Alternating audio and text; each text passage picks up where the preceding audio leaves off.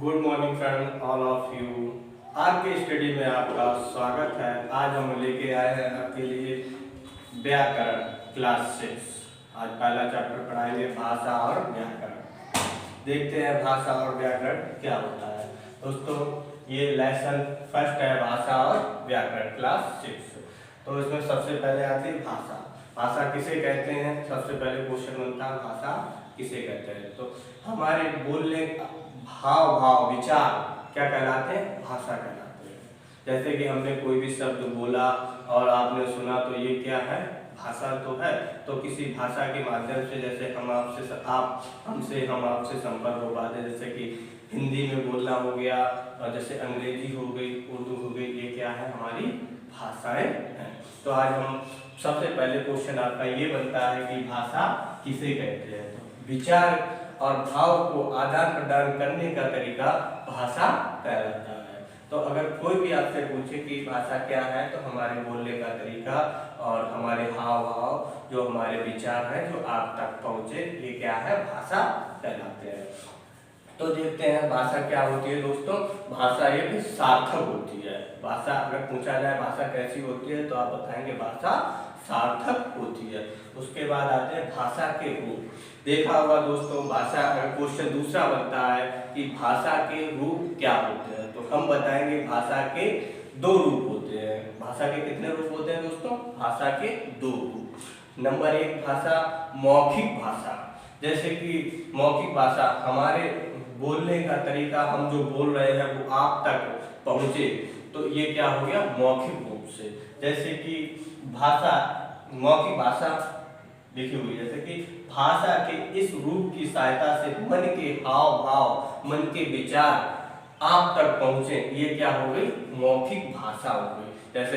जैसे कि उदाहरण से समझिए, जैसे कोई व्यक्ति आपसे फोन पर बात कर रहा हो और वो यहाँ से बोले और दूसरी तरफ आप सुन रहे हो, तो ये क्या होगी, मौखिक रूप से। तो आपको समझ में आया होगा दोस्तों कि मौखिक रूप से भाषा क्या होती है, हमारे हाव भाव, हमारे विचार, हमारे बातें जो आप तक पहुंचे, वो क्या हो गई, मौखिक भाषा। इसी तरीके से दोस्तों एक होती है लिखित रूप से। तो लिखित रूप से क्या होती है भाषा, कि जो भाषा हम लिख कर आदान प्रदान करें, लिख कर हमारे लिखे हुए विचार जो आप तक पहुंचे, या लिखित रूप से भाषा कहलाती है। जैसे कि समाचार पत्र जैसे लिखा हुआ आप तक पहुंचाया जाए, तो वो आप जब पढ़ेंगे तो वे क्या भाषा हो जाएगी, लिखित रूप से भाषा। जैसे कि निबंध, जब हम कभी निबंध लिखते हैं तो निबंध में जो हमारी भाषा, जो हम शब्द लिखते हैं, वो आप तक किसके, लिखित रूप के माध्यम से आप तक पहुंचते हैं। तो ये कैसी भाषा होगी दोस्तों, ये लिखित भाषा होगी।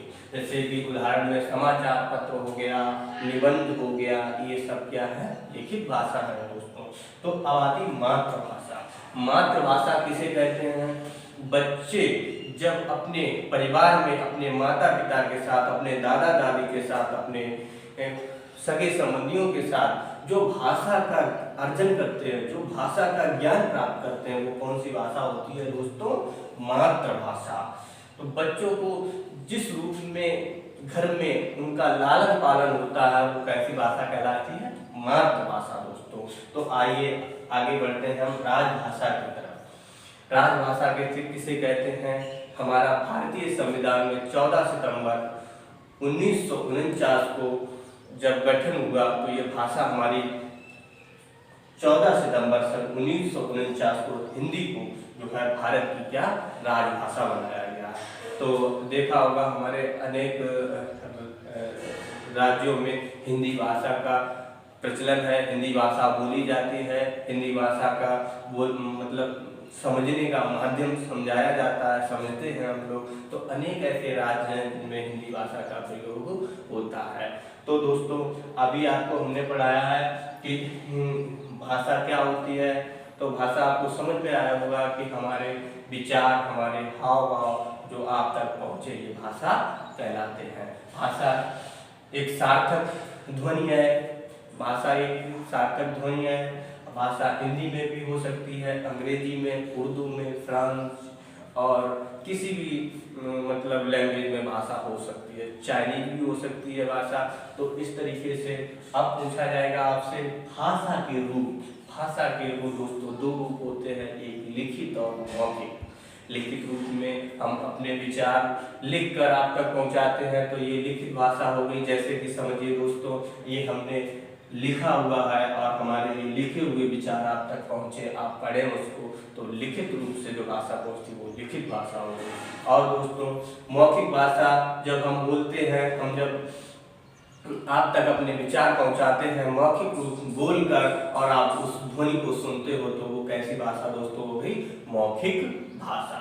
तो अब लिखित रूप में अगर एग्जाम्पल दिया जाए दोस्तों, तो समाचार पत्र हो गया, जो हम लिखकर आप तक विचारों को पहुंचाते हैं, तो वो लिखित भाषा में आएगा। और निबंध ऐसे आदि अनेक लिखित रूप से जो सामग्री आप तक पहुंचे, हम तक पहुंचे, तो वो क्या होगी? लिखित भाषा।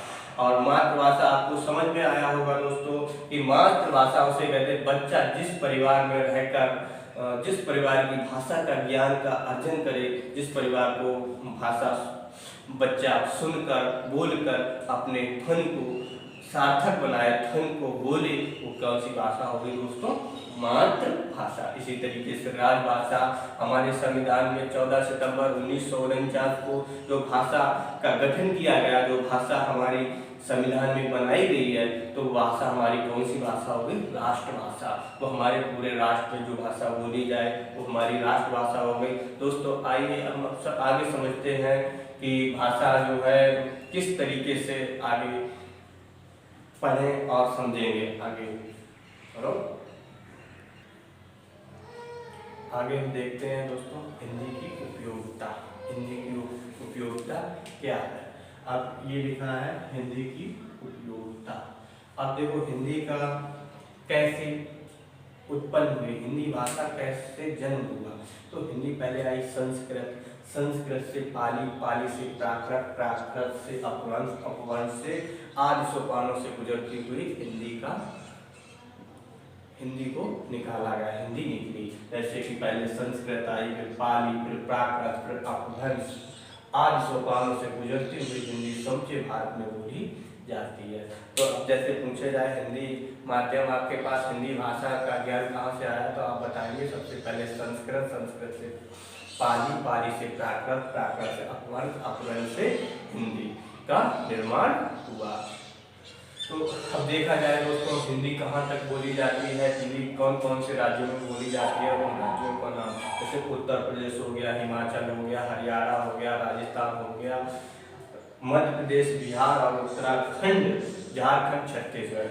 इन राज्यों में क्या हिंदी को आदान प्रदान जो किया जाता है हिंदी माध्यम में भी किया जाता है। तो हिंदी इन राज्यों में बोली जाने वाली भाषा बनी दोस्तों हिंदी। अब उसके बाद जैसे कि दोस्तों आया लिपि। लिखित रूप से जो ध्वनि, जो हमारे मुख से जो ध्वनि निकलती है, उसे हमने लिखित रूप से जो लिखित में कन्वर्ट किया, लिखित में बदला, जो हिंदी में बदला, तो उस भाषा को लिखित भाषा कहते हैं। जैसे कि देखिए लिपि, ये क्या लिखा हुआ दोस्तों? लिपि। लिखित भाषा में प्रत्येक ध्वनि को व्यक्त करने के लिए कोई ना कोई चिन्ह प्रयुक्त होता है, उसे लिपि कहते हैं। क्या लिपि क्या कहते हैं? कोई भी जैसे कि ध्वनि जो हमारे मुख से जो ध्वनि निकल रही है, उस ध्वनि को लिखित रूप में कन्वर्ट करने के, जैसे हमने बोला क्या, खे, गे, मतलब कोई ए, आ, ऐसे जब शब्द हम निकालते हैं, तो जैसे हमने बोला आ से हमने कैसे क्या कन्वर्ट किया? हमने इस तरीके से हमने आ बनाया, तो ये हमारा लिखित रूप से ध्वनि हो गई। जैसे कि हमारे मुख से निकला का, तो का हमने कैसे किया? इस तरीके से का। मतलब लिपि का मतलब क्या होता है? जो हम ध्वनि को लिखित रूप दें वो क्या कहलाती? लिपि कहलाती है। लिपि मतलब अब हिंदी भाषा क्या है? देवनागरी लिपि से हिंदी भाषा का निर्माण हुआ। तो ऐसे अनेक भाषाएं निकली, जैसे कि हिंदी भाषा देवनागरी से, उर्दू भाषा फारसी से, और अंग्रेजी भाषा रोमन से देवनागरी लिपि को विकार ब्राह्मणी लिपि से लिखा गया है। तो आप हम कह सकते हैं लिपि, लिपि क्या है, जो ध्वनि हमारी निकली, ध्वनि को हमने लिखित रूप दिया, लिखा, जिसको हमने लिखने का प्रयास किया, जो लिखने का माध्यम बनाया, वो हमारी लिपि कहलाई। जैसे हमारी ध्वनि को हमने जैसे आ, का, खा, गा ऐसे ध्वनि दिया, ये क्या है, लिखने की तरीके को लिपि कहते हैं।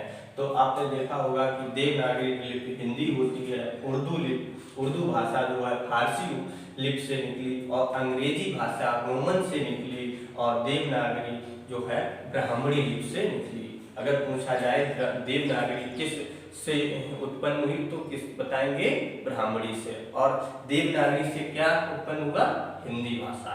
तो ऐसे से अब आता है साहित्य के बारे में। दोस्तों हम बताएंगे अब साहित्य की डेफिनेशन अगर पूछी जाए साहित्य क्या होता है, तो 2 शब्दों में आप साहित्य के बारे में बताएंगे, ज्ञान से संचित कोश, ज्ञान से संचित कोश लिपिबद्ध को साहित्य कहते हैं। मतलब जो लिखा हुआ संग्रह प्राप्त हो उसे क्या बोलते हैं, साहित्य।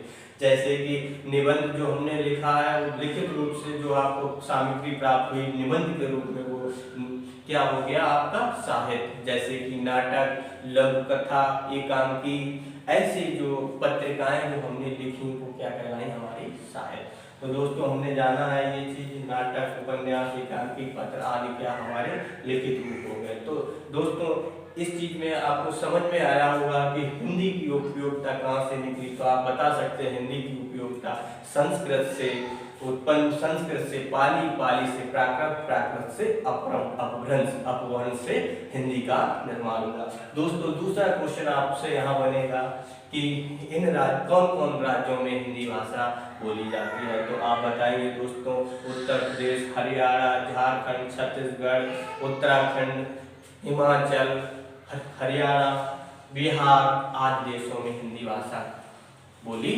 जाती है। ठीक है, उसके बाद दोस्तों आपको क्वेश्चन बनेगा लिपि किसे कहते हैं। लिपिबद्ध जो सामग्री हम लिखें, जिस सामग्री से ध्वनि से जो हमने लिखने का तरीका अपनाया, वो क्या हमारी लिपि सामग्री हुई। दोस्तों अब साहित्य के बारे में जैसे पूछा जाए आपको साहित्य किसे कहते हैं, तो साहित्य आप बताएंगे ज्ञान से संचित कोश, ज्ञान से संचित कोश लिपिबद्ध साहित्य को साहित्य कहते हैं। जो लिखित रूप से सामग्री आपको मिली हुई है वो क्या है, साहित्य है। जैसे कि नाटक है, उपन्यास है, एकांकी है, और छोटी छोटी लघु कथाएं हैं, ऐसे चित्रों को आपको साहित्य कहते हैं। दोस्तों अब हम चलते हैं व्याकरण पर। व्याकरण से जैसे कि व्याकरण हमें हिंदी को शुद्ध बोलना, शुद्ध लिखना सिखाता है। अगर आपसे व्याकरण की डेफिनेशन पूछी जाए, व्याकरण के बारे में पूछे जाए कि व्याकरण क्या है, तो आप बताएंगे व्याकरण हमें भाषा को शुद्ध लिखना, शुद्ध बोलना सिखाता है, व्याकरण कहलाता है। तो व्याकरण में जैसे कि क्या हम शुद्ध कैसे लिखेंगे, कैसे बोलेंगे, क्या क्या शब्द आते हैं, आइए ये टेबल दी गई है, इसको हम समझते हैं। व्याकरण को जानने के लिए ये टेबल को समझना अति आवश्यक है दोस्तों। जैसे कि व्याकरण में पहले सबसे पहले क्या आता है, वर्ण विचार, उसके बाद क्या आता है दोस्तों, शब्द विचार, शब्द विचार के बाद क्या आता है दोस्तों, वाक्य विचार। तो पहले समझते हैं हम वर्ण विचार को। ये है हमारा वर्ण विचार। वर्ण विचार में क्या होते हैं, वर्ण आ से लेकर ज्ञा तक हमारे जो वर्ण दिए गए हैं वो क्या होंगे, वर्ण। ठीक है, वर्ण में क्या होते हैं दोस्तों, स्वर भी होंगे और व्यंजन भी होंगे। तो व्याकरण में पहले आया वर्ण विचार, वर्ण विचार में क्या आया, स्वर और व्यंजन। वर्ण विचार में हम बता रहे दोस्तों स्वर और व्यंजन। तो सबसे पहले व्याकरण में वर्ण विचार में स्वर और व्यंजन, स्वर और व्यंजन। उसके बाद होता है शब्द विचार। शब्द विचार में हम लिखते हैं दोस्तों, शब्द विचार में लिखते हैं रचना का आधार, उत्पत्ति का आधार और अर्थ का आधार और रूपांतर का आधार। दोस्तों अब शब्द विचार की बात हो, जैसे वर्ण से क्या बनेंगे दोस्तों, शब्द। शब्दों का जब निर्माण होगा, शब्दों से क्या बनेंगे, शब्द एक एक छोटे छोटे शब्द मिलकर क्या बनेंगे, रचना। रचना का आधार बनेगा, फिर उत्पत्ति का आधार बनेगा, फिर अर्थ का आधार बनेगा, फिर रूपांतर का आधार बनेगा। तो दोस्तों अब आते हैं हम वाक्य विचार पर। शब्द से अब क्या बनेंगे, वाक्य।